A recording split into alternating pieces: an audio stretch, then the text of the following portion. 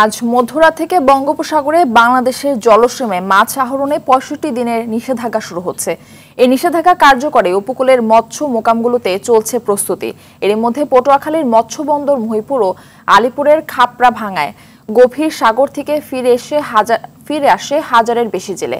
স্থানীয় জেলেদের অভিযোগ, নিষেধাজ্ঞার সময় ভারতের জেলেরা অনুপ্রবেশ করে মাছ শিকার করে নিয়ে যায়।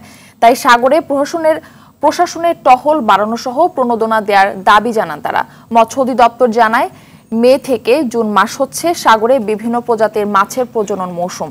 প্রজনন নিরাপদ ও প্রজননের পর রেণু মাছের বেড়ে ওঠা নিশ্চিত করতে প্রতি বছর ২০ মে থেকে ২৩ জুন পর্যন্ত ৬৫ দিন গভীর সমুদ্রে মাছ আহরণে নিষেধাজ্ঞা দেওয়া হয়।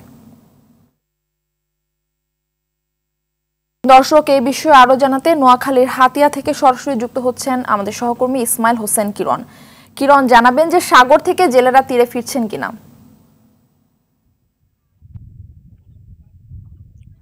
জি, ধন্যবাদ মারফি আপনাকে।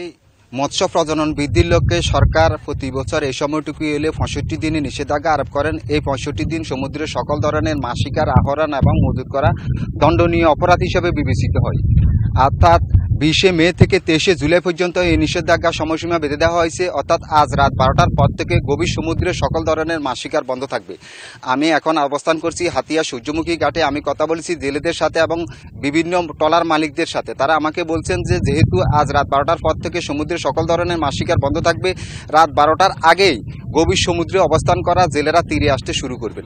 আপনারা জানেন যে হাতিয়া একটি বিচ্ছিন্ন দ্বীপ, এখানে প্রায় লক্ষাধিক জেলে রয়েছে। এর মধ্যে থেকে প্রায় ৫ শতাধিক বড় বড় ফিশিং ট্রলার যা গভীর সমুদ্রে গিয়ে মাছ শিকার করেন।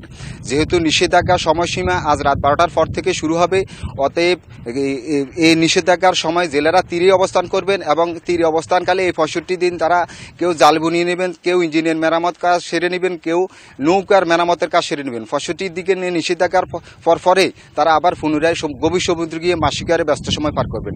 আমি আপনার মাধ্যমে দর্শকদের বলিয়ে রাখি, ইতিমধ্যে গভীর সমুদ্রে অবস্থান করা জেলেরা ইলিশের এই ইলিশ মৌসুমের প্রথম থেকে ভালো মাছ পেয়ে যাচ্ছেন।